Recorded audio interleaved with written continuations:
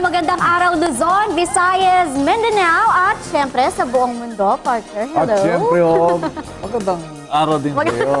Magandang araw, partner. Po. Sa lahat ng mga nakikinig po sa amin, magandang hapon, magandang araw. Magandang umaga, magandang madaling gabi, araw. Madaling araw. Oo.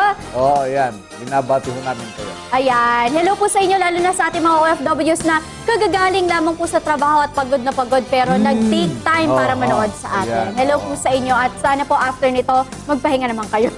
Alam po namin na siyempre pag-uukulan ninyo ng pansin ito Yes. dahil napakahalaga ho ng Nako. mga pinag-usapan natin dito.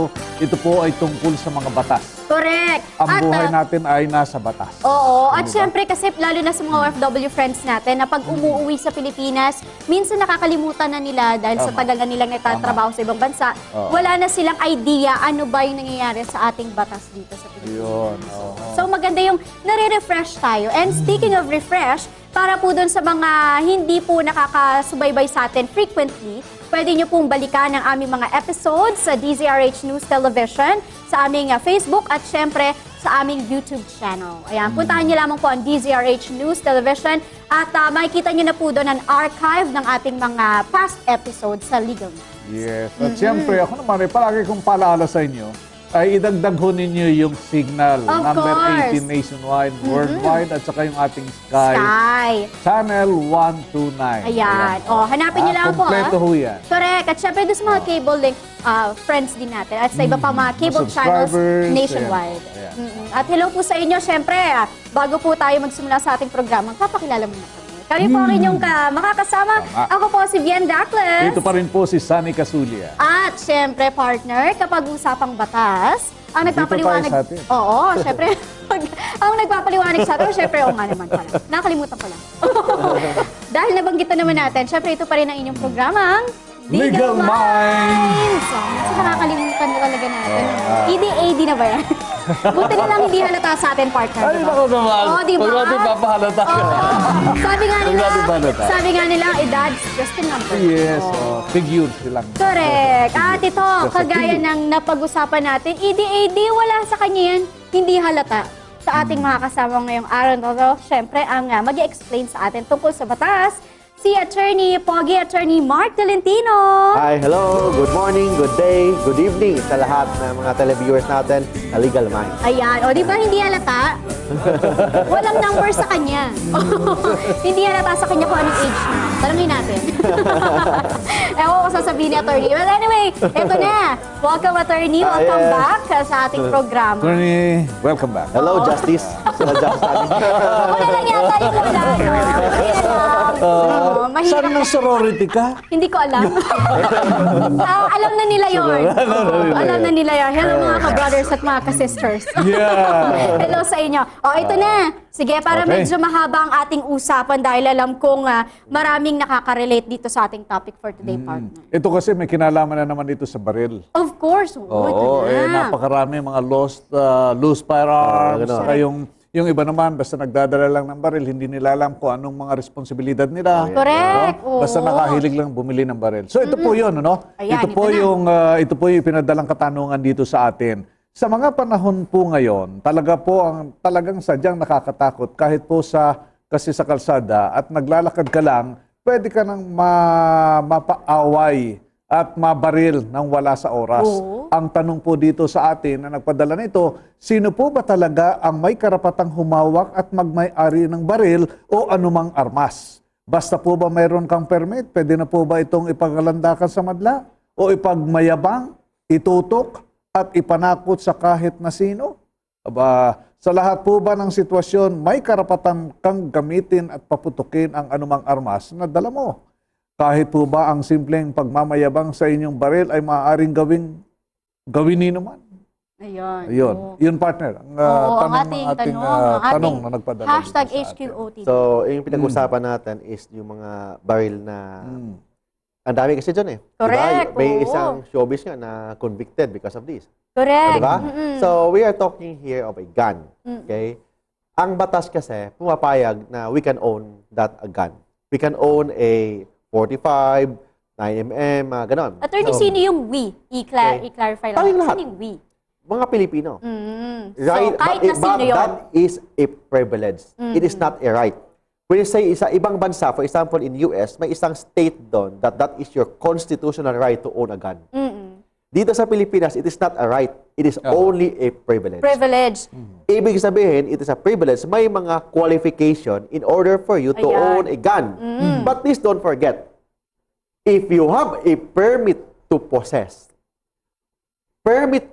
lang, hindi kasama ang permit to kill. Oo nga naman. Oo, malinaw yun.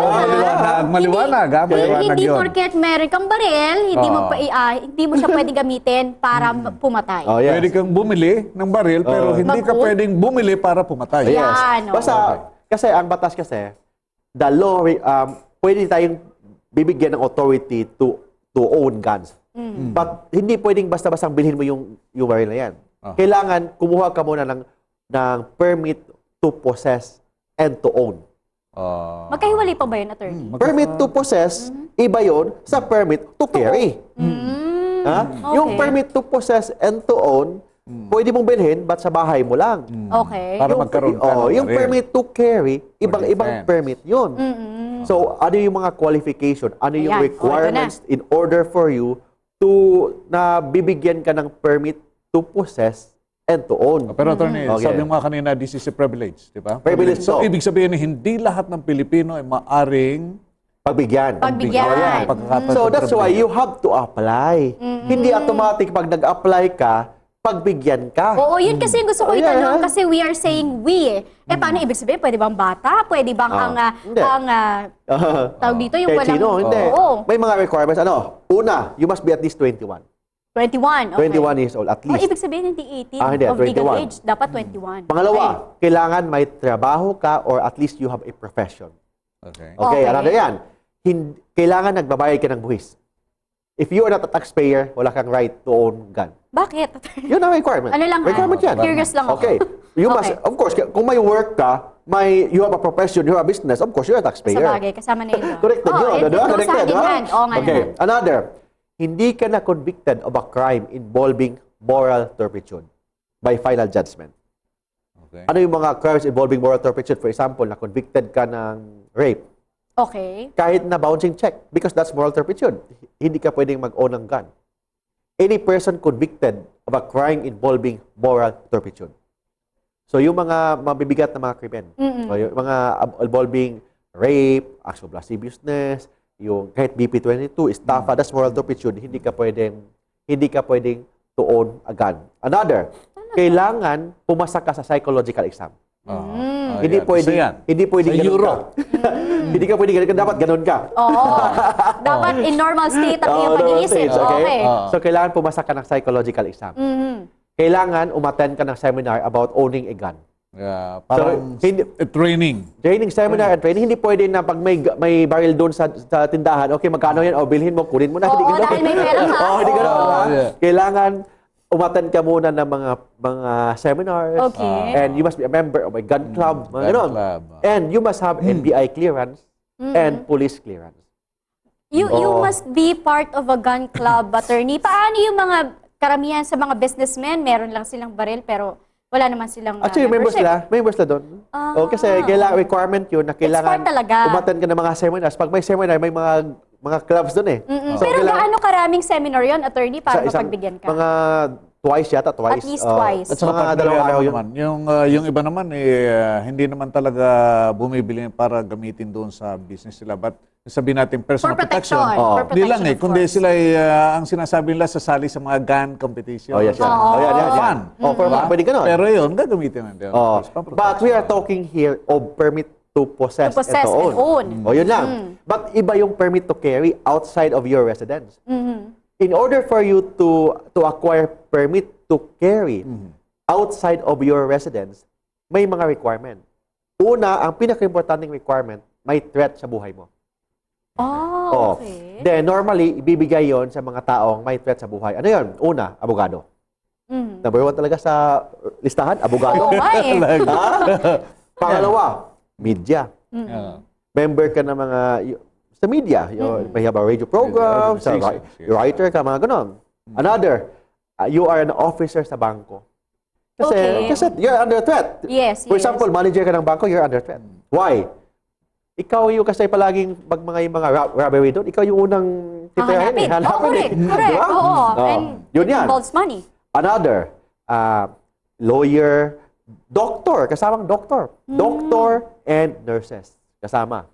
Then kasama din yung mga CPAs, mga certified public accountants, and yung mga businessman na yung nature ng kanyang negosyo affects, parang maapektuhan yung kanyang buhay. May threat sa kanyang buhay. Yun lang ang pagbibigyan ng permit to carry. Ang may authority ng magbibigay nun is only the chief of police. Yung national chief of police or any authorized representative niya. Yun lang ang may authority na magbibigay. So, kami, magbibigay ng mga permit na yan. But please don't forget, kung wala kang permit to own, may baril ka sa bahay mo, pwede ka na makulong. Please don't forget, if you own 1 to 3 guns, yung maliit lang na mga baril, mga 45, ganun, mga small calibers. Okay? So, from 1 to 3, pwede kang makulong hanggang 12 years. 3 guns yun? 1 to 3 1 to 3 guns. guns, 12 years. Oh my gosh. Pag more than 3 guns, pwede kang makulong hanggang 20 years. Mga small guns yung nag-uusapan natin, yung mga Pistol, senorita, 22, mga Yes. ganon. But for example, yung mga machine gun, mga ganon. Ayan, oo. Kahit isa, Tinatago mo. reclusion perpetua. Reclusion wow. perpetua ang penalty. Kahit isa lang yun, attorney? Oh yes, na basta itago sa mo? mga malalaki. For example, may isa kang gun. Binigyan ka ng permit to own and possess. Pero wala kang permit to carry. Dinala mo. So, pwede ka makulong hanggang 6 years plus 10,000 pesos. Kung ang permit mo, permit to own lang and to possess, pero wala kang permit to carry, pero dinala mo outside of your residence, nahuli ka, ipakita mo sa police, may akong permit to possess, pero wala kang permit to carry, 6 years na kulong yon plus 10,000 pesos. Agad-agad, kahit hindi mo naman show off yung baril, Kahit attorney? hindi mo ginagawa, tinatago mo lang doon. Iba ang kaso pag pinaputok mo. Ayan. For example, you have a gun. So, aside sa illegal possession of firearm, may iba kang penalty. For example, may baril ka. 9mm.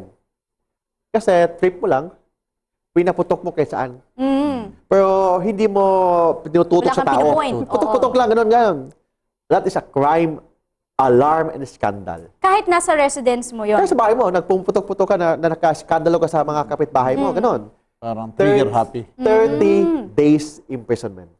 Ang kaso doon, alarm and scandal. It's different pa, attorney, kung may matamaan ng ligaw na bala. Oh, iba pa yun. Iba pa. yun. Naku. Yung puputok-putok mo lang, gano'n. Pag may natamaan ka, that's homicide. Na-confirm, nasa iyo yun. Oh, yan. Homicide yun kasi patay ang tao eh. Di ba? Homicide or pwedeng imprudence, negligence mo, then amounting to homicide. Iba yun ha? So, through negligence yun. Like for example, putok-putok ka lang, hindi mo tinututok sa tao. That is alarm and scandal. 30 days imprisonment. But what if tinututok mo sa tao kasi gusto mo siyang takutin? Takutin. Ayan. Pero oo. hindi mo talaga wala kang planong patayin. Takutin mo lang, pinuputok-putok mo, but in front ng tao na yan, parang nakatutok sa tao na yan. That is illegal discharge of a firearm. Kahit hindi pumutok. Kailan paputokin mo? Puputokin mo, pero hindi mo siya tinamaan. Gusto mo lang takutin. Illegal, That's illegal discharge. Ay, yung binunot mo lang, pinakita mo lang. Pinoy or Hindi mo pinoint mo naman- sa kanya. That is threat. Threat. Light threat yun. Pag pinakita mo yung baril mo. Pag tinutok mo yung baril mo, Ganyan mo lang. papatayin kita. That is grave threat. Ayan. Ang grave threat, 12 years na kulong yun. Naku. Iba pa yun sa pinutok mo, then na tamaan. Depende yun kung homicide ba yun or murder. Depende sa sitwasyon. Okay, pag nakatalikod, binaril mo, murder. Pag nakaharap mo, then pwedeng homicide. Depende sa sitwasyon. Pag bata, murder yun. So, depende sa sitwasyon. Ibig sabihin, the mere fact na may baril ka, then may permit to possess ka, pinaputok-putok mo doon, kasi gusto mo lang, alarm and scandal na yun. Gusto mo yung malaman nila na may baril ka. Or di ba? nagyayabang ka lang Nagyayabang talaga. ka lang, yung mga ganyan. Oo. So it means, hindi excuse yan. Of course, may permit ako. Yes, you have a permit. Permit to possess, hindi permit to putok. Pero naggugulo ka eh. Di ba? Ginugulo ko eh. So, iba yun. Yung permit mo, basahin mo, permit to own and to possess. Kasi kailangan natin na yung iba dyan, yung iba dyan, kailangan na may baril. Of course, that is for your security, peace and we need peace and order. For peace and order, security, at the same time, self-defense. But self-defense ang pinag-uusapan natin. We are not talking here of right to kill. Self-defense ang pinag-uusapan. So, yung iba dyan, kailangan talaga na may baril. Oh. Pero Tony, halimbawa, may baril ka, then naka-address dito. Pwede mo bang ilipat yun sa isang lugar nang Parang hindi mo... sasakyan? Inilipat mo lang sa isang bahay. Walang ano... Nadala hindi mo siya ko doon, humingi ng parang permit. Basta dinala mo lang, nilipat mo lang. May permit to transport. Iba yun. So, Iba for pa. example, you have a permit to own dito sa Manila. Gusto mong ilipat dun sa Cebu. Kumuha ka muna ng permit to transport. Ang dami naman pala papel nito. Maski halimbawa, doon na, across the street lang, na kailangan pa permit yun. Ano, across the street. For example, dito, Sa kapitbahay. sa kapitbahay lang. Or sa isa mong pangbahay. Kailangan bilisan mo lang. Huwag ka mahuli. Para walang Para hindi mo huli. Normally, kailangan talaga permit to transport. For example, dito ka, dalhin mo sa Cebu, dalhin mo sa Davao, kailangan ka ng permit to Pero transport. balik kasi, yung iba mayroong mga warrant yan, di ba? Oo, ganun. Kung minsan wala na yung baril doon na hinahanap nila, nasa kapitbahay. Nasa kapitbahay na pala. Oo. Nilipat na. Another At doon exception, nakita yun. another exception, for example, may mission order ka. If you are a member of the military. You are a civilian, but binigyan ka ng mission order. So, yun ang ginagawa dati nung panahon ng martial law. Mission order, so kahit wala kang mga permit to own, permit to possess, bibigyan ka ng baril. But the mere fact that you are a reservist. Ayan. For Speaking of example, reservist. daming mga reservists yung mga masado. Ito Ito yung na may sa isang- nangyari dun sa, sa isang Excuse me, insidente. para hindi ko makalimutan. Sa isang pagkakataon, Ayan. Oo. baril ko, ginamit mo, nakapatay ka. Oh, yes. Is it may So, liability yan? you have a liability. Dahil sa kanya nakapangalan yung possession, Yes. yung permit. Permit to own and possess sa'yo. Tapos, dinala mo sa ibang tao, binigay mo sa ibang tao. Di ba? So, iba yun. So, may liability ka. So kung kinuha lang niya sa akin, yes, Halimbawa. excuse Nang me. walang permit. walang permit, permission. tapos nagamit niya sa isang pagkakataon. Then, of course, kung walang permit, so hindi natin malaman kung kanino galing. Yes. Yes? Kasi yung permit, renewable every year yata yun, every 2 years. So it means, may yung permit na yan, may expiration. May expiration. So don't forget na yung permit may expiration and the mere fact that you are a reservist, yun ang palaging ginagawa eh. Hindi ibig sabihin that you are a reservist, entitled ka na to carry firearm. Kailangan mo pa rin kumuha ng permit to carry, permit to own, and to possess. So, sige, balikan natin yung question ni partner kanina. Paano kung ninakaw sa kanya? Ninakaw, no? Tapos, Kung ninakaw, on that day, ginamit niya at nakapatay siya. Oh, yan. So, excuse me yan. Oh, nawala. So, i-report mo sa police na nawala yung baril mo. So, just execute on any affidavit na nawala yung baril mo. So, kung whatever happened to that gun, kung anong ginamit, so pwedeng excuse yan laban sa'yo. Pero kung halimbawa, Tony, nahiram nung isang kaibigan mo, tapos sinabi niya na, kinuha ko lang yan doon, ipahiram sa akin. Oh, Tapos nagamit ko sa isang pagkakataon. So, ginamit ng kaibigan. Tapos sinabi niya na ako may-ari ng baril. Oh. You own the property. You own the gun. Dahil But yung authority mo is just to own and possess. It means kailangan only within your house. Hindi pa pwedeng ilabas yun outside sa house mo. Kasi pag ilabas mo outside sa house mo, pag nahuli ka, iba yun. Lalo na pag pinahira mo sa ibang tao. Lalo na pag nasa ibang tao. You can be criminally liable even na ikaw yung humawak. Much more kung ibang tao ang nakahawak doon. So, that's illegal possession of firearm. So, in this case, yung kaibigan mo, pwede siyang mademanda ng illegal possession. Kasi in the very first place, wala siyang permit to own. Wala siyang permit to possess. Lalo na, wala siyang permit to carry. Then, pag may pinatay siya, so that is murder or homicide. Pag nagwala siya doon, alarm and scandal. So, depende sa sitwasyon ng kaso. Tayo pala pwede magdala nun, attorney. Yes. Basta't pogi. Oh, may threat din ba? May threat sa pagiging gwapo. Grabe. Basta sabi ng batas, very limited ang tao ha. Limited yung authority to carry. Yun lang, abogado, media, yung mga doctors, CPA, and mga businessman na yung nature ng kanyang negosyo may threat sa kanyang buhay. At mga officers ng bank. Oh, yeah, mga ganyan. Officers ng banks. May mga pagkakataon na mas marami pa mga loose firearms eh. Meron ba silang mga pananagutan sa gobyerno? Oh, yes, yes. Yung mga loose firearms. So, kahit kung may liability ka na yung papel mo expired na, much more yung loose firearm. Oo nga. So, very logical. So, you can be criminally liable of the mere possession of that gun. Hindi mo pwedeng sabihin, I'm in good faith, hindi ko alam. Na-expired na pala. Hindi ko alam na expired na or hindi ko alam nasa bag ko pala. Paano mo hindi malaman yan? Nasa bag mo. Di ba? Sabihin mo, hindi ko alam bakit nandito sa bag ko yan. O, ganyan. Sabihin natin na hindi mo alam. the mere fact na nasa iyo, you can be liable of the What gun. about, halimbawa, hindi naman yung baril, pero nahuli lang sa bala? Bala. Ayan Kahit na, na. yung mga tanim bala. O yan, yung bala, kahit na. You can be liable. It's still O part kaya of walang this, bala, law. pero may baril. Kahit na. The mere fact na may gun ka, liable ka. So, Loaded or unloaded. loaded and unloaded. But with respect sa barrel, for example, may authority ka to own and kailangan only up to 50 rounds lang. So, Okay. pag more than that, pwede kang kumuha ng excuse or exemption if you are yung mga sports, kasama ka sa mga... So may limitations din pala yan. Oh, yes. Target lang. So, may limitation. Oo. Ito pala, attorney, sige, singit ko ang question na to bago tayo magpaalam. Paano naman, attorney, yung mga nagbibenta, may business ng nagbibenta ng mga barel, ano po yung responsibility nila at ano ba yung kailangan nilang hingin dun sa mga gustong bumili? In that case, normally, yung mga nagbebenta ng mga guns, dapat silang kukuha ng mga permits. Ang hirap ng permit noon. So, hindi lang business permit, kailangan silang kumuha ng permit sa krame.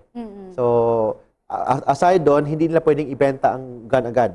Kailangan muna i-process yung mga permit to own, permit to possess. Normally, sila yung gumagawa. So, isubmit lang yung mga requirements. Normally, ang mga requirements, yung sinasabi ko, birth certificate, to prove that you are 21 or more. Kahit na mukhang 50 ka na, kailangan mo kailangan pa pa rin. rin mag-submit ng birth certificate. Yung sa paintball, firearms, yung sa mga laro-laro lang, di ba? Mga air Ay, guns. hindi kasama yun. Hindi kasama sa permit yun. Yung mga gas lang na pulbura Ang laman. Okay. Pero kung hangin ang laman, hindi kasama yun. Okay, ayan. So malinaw yan, hindi sila pwedeng basta-basta magbebenta hindi. ng baril. At hindi kayo basta-basta bibili na lang kahit marami Oo. kayong pera. Correct. Kailangan kumuha ka pa rin ng mga requirements. Yes. And don't forget, basic to sa gun law. Okay? The mere fact that you have the permit to own and possess, hindi ibig sabihin na may permit ka to carry. Ayan. Even may permit to carry ka, wala kang permit to kill. Yan. So iba yun ha? Iba yung permit to carry, iba yung permit to own, but there's no such thing as permit to kill. Ayan, malinaw yun ha. Walang permiso, wala pong permit to kill. Hindi po ina-apply yan. You're not licensed to kill. Yan. License to kill. Oo, walang ganon. Hindi po nag-exist yun sa ating mundo. Alright. Maraming salamat, attorney, sa ganda naman. pagpapaliwanag sa amin Sarap tungkol ng dyan. usapan natin. Oo. At syempre, para dun sa mga nangangailangan ng tulong na, naku, medyo nagkakaproblema dahil dinadala nila yung barel na hindi nila alam, di ba? yun. Ayan. Paano po ba Ay. nila kayo makahunt, attorney? Kung may problema kayo sa batas, you can visit po my website sa www.marktolentinolow.com or sa Facebook page po natin. Pwede kayo mag-like, mag-message po sa Facebook page po natin sa facebook.com/marktolentinolow. Dagdagan natin ang likes natin para abot tayo ng 1 milyon. Yon. Maybe in the near future, okay? Then, by the way, you can call me sa landline natin within Metro Manila, 209-6203. And mobile number natin within Metro Manila or kahit saan kayo, pwede kayong mag-text o sa Viber sa 0917-329-5353. O sa Skype natin, yung username natin is MARK-TOLS, Mark Tols. So, i-add nyo lang ako sa Skype and we can communicate anytime and ask for meeting appointment. Ayan. O, malinaw po yan, Then, ha? by the way, yung meeting appointments natin, libre po yan, walang bayad. Yun! Yun ang maganda. talaga. Libre. Doon ako sa Free. libre. Oo, syempre. Hindi, Oo, kasi alam yung ko iba yan. kasi partner, di ba, bago sila syempre pumunta sa isang lawyer, kaya kailangan muna nilang maliwanagan ano ba talaga yung pinapasok nila, ano ba yung problema nila, ng malinaw. Alam mo ba To focus somewhere on. in Makati and in Ortigas, yung lawyer doon per hour 5,000 pesos. Wow! Just to ask legal advice. Yung advices lang, Yes, pero yes. kay attorney po ay libre libre. yan. Oh, that's free. Oh, di ba? At saka, syempre, kahit dun sa pakikipag-usap lang sa Facebook, di ba? That's yes, free yes. yan. Anytime naman sumasagot yan si attorney. And remember, sa signal is number 18.